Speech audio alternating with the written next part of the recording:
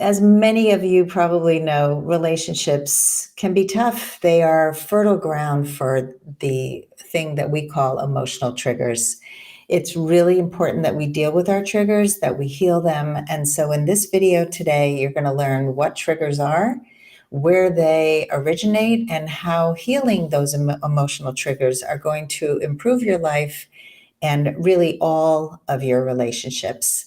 So first, let's talk about what emotional triggers are. When we're children and we experience pain or suffering, our parents or caretakers are supposed to keep us safe and help us through, but they don't always do such a great job. And then as we get older, when we're in relationships that are unhealthy in any way, such as having a partner cheat on us or abuse us in any way, those experiences can stay with us for many years. It's almost like PTSD. So something happens as an adult, we become triggered by an experience that reminds us of the old painful feelings from our childhood or our past relationships. If we have had somebody abandon us as a child, let's say our parents got divorced early on and we were never really honored for our feelings, nobody really discussed anything with us, and so we felt like we were abandoned by that parent. Maybe we had a parent who had mental illness, or we had some other situation in life where we were adultified or parentified early on, meaning that we were treated as an adult way before we were adults. Maybe we had a parent who relied on us a lot.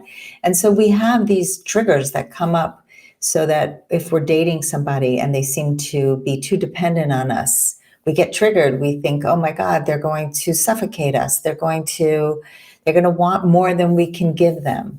And so we deal with our painful feelings from these triggers, often in unhealthy ways. We do things like we numb ourselves, we shop, we overeat, we overexercise, we scroll through social media. Some of us shut down, or we get really reactive and we yell when we're triggered. So the first step in healing our emotional triggers is to identify what they are.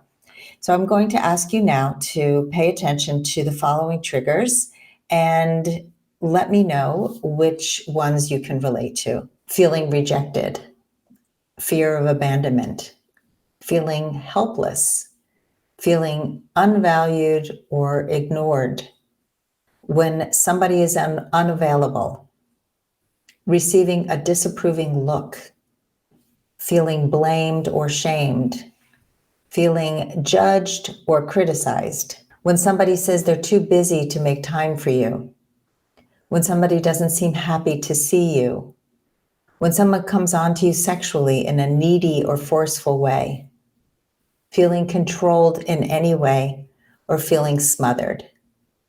And you may identify with one of these or more. And so just note which ones really trigger you, and you can write these down because it's really helpful. So you may want to replay this video and really listen again to the things that may trigger you. And so now that you have identified some of your triggers, I want you to take some time to think about and maybe even journal about the first time you felt that way. Like, what was the thing that made you feel triggered? And it might bring up some painful memories, so be kind and compassionate to yourself as you do this exercise. Give yourself a lot of space and time to just be alone with yourself and with your thoughts and with your feelings. A common way that most of us deal with triggers is to not deal with them at all.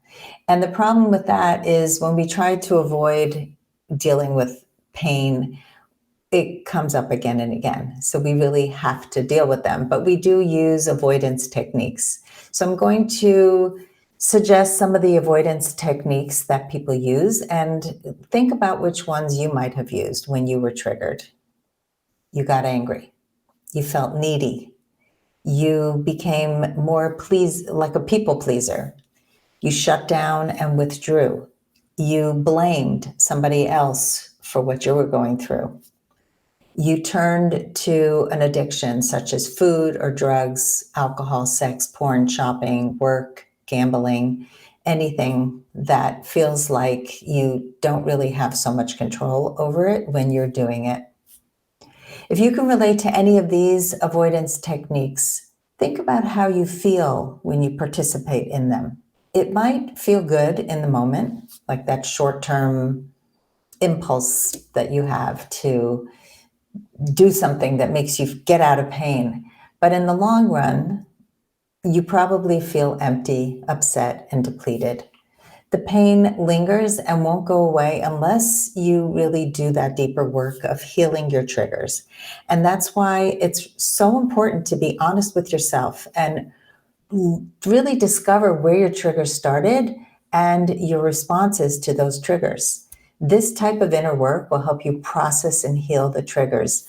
Otherwise, we end up taking it out on the people we love, and we can actually sabotage our relationships. This is the kind of work that I do in coaching with my clients. We identify the triggers, we work on exercises to heal the triggers, and we start to really put an end to them. And triggers will come up. They will come up in relationships. And again, if we're honest with ourselves and we recognize the trigger when it comes up, we can actually talk about it after the fact with our partners. This happens a lot in relationships. And so when I'm working with a client and the client got triggered about something that happened, let's say in her marriage, and she's afraid that she's going to be abandoned, for example, because her ex abandoned her, or he was verbally abusive. So she's so afraid of really speaking her truth because she might get yelled at. So we have to really work through these triggers and realize that the person in front of us is a clean slate. We are not dealing with our ex or our parents or anybody from our past. We're dealing with somebody who's right here in front of us. And we have to really assess whether there is a real reason for us to feel the way we feel. So awareness is key to healing our emotional triggers. Notice when a trigger occurs, then take a step back and try to observe yourself from outside yourself as if you were a journalist. Now, this is just one exercise that I like to share. You can, so let's say you're pulling yourself outside of yourself and you're just observing. And you can say something like this to yourself. Oh, there goes my trigger again. That's going to help you see the trigger as something outside of you. It doesn't define you. It's not you anymore. And it gives the trigger less power. And eventually it can stop triggering you. You're just noticing, oh, there it goes again. So you're giving it less power. When you heal your triggers, you absolutely change your life. And if you're interested in this topic and you want to go even deeper, I am giving a 1.5-hour masterclass on triggers in the Woman of Value Club. Some of you are already members, but if you're not yet a member, I invite you to join. The first month is only $7, and then it's a very small fee from then on. For every month, we have an incredible 1.5-hour masterclass, and it's live on Zoom and it's interactive. I bring a lot of guests from my podcast who come on and share their wisdom. They have been incredible. We talk about things like anxious attachment, avoidance. So join us at the Woman of Value Club. What are your triggers and what are your takeaways from this video?